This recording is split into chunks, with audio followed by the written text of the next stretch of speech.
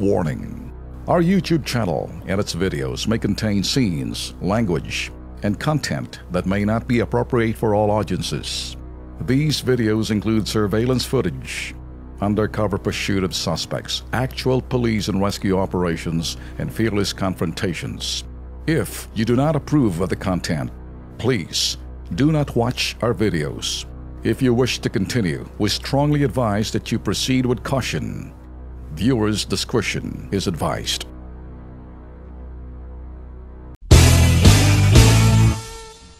Ito lang ho, mag-i-issue ho muna tayo ng All Points Bulletin kasi as we speak, meron daw hong pangalang Eileen. Ito ho, bitag staff daw ho siya. Mag-i-interview daw siya ngayon sa Calamba, Laguna, yung Vice Mayor doon, ngayong 11 o'clock in the morning. Wala ho akong staff ho na Eileen. Okay? I know all my staff. Although marami ho akong staff, alam ko ho by department, alam ko yung sa social media, new media, production sa TV.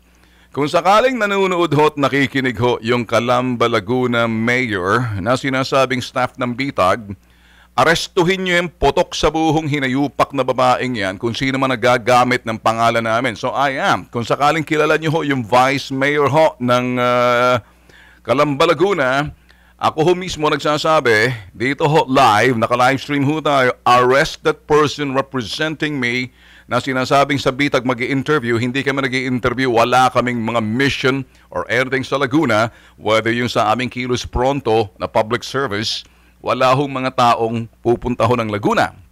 Wala ho kaming staff na pangalang Eileen.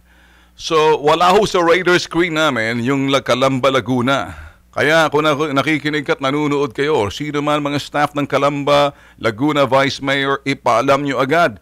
O sino man yung mga press dyan sa Laguna, mag-ingat kayo ha.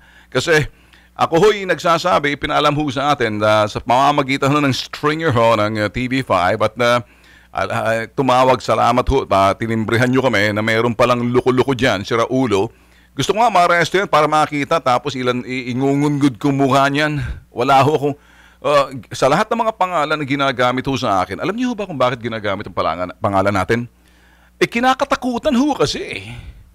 Kinakatakutan, alam ko, yung iba, ginagalang ho sa ginagawa natin, tinutularan, pero ayaw ko ginagamit ako, lalo-lalo na kapag hindi ho namin staff.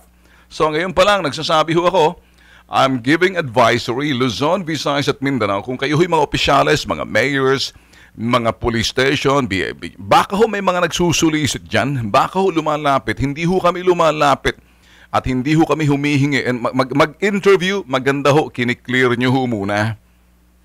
Wala naman ho masama kung mag-interview kayo, nyo ang capacity. Pag ginamit yung pangalan namin, talagang ilalantad namin kayo, papahuli namin kayo. Ayan ho. So ngayon pa lang ho, let me clear. Yun hong 11 o'clock in the morning. Vice Mayor Calamba, Laguna, kung nakikinig ka. Kung sino man yung mayor dyan, mga konsehal ng Laguna. Lahat kayo dyan sa Calamba, Laguna. Pinaaresto ko ang pangalan ng Eileen na gumagamit ho ng pangalan ho ng Bitag si Ben Tulfo. Diretso ho tayo rito at gusto ko makita at arestuhin yan tapos kunan na ho namin ng video.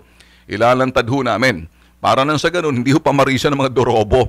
Alam niyo ho kasi maraming gumagamit ng pangalan ho ng Ben Tulfo. Ito hong ginagawa nila, they will misrepresent us, tatakutin ho yung ibang mga tanggapan ho. Kasi nga naman, nakakatakot si Ben Tulfo. Huwag ho kayo matakot sa akin kung wala ho kayong tinatagong bantot. Hindi kayo narereklamo sa akin. Matakot kayo kung pag medyo alanganin yung mga pinagagawa nyo kasi makakaabot sa amin.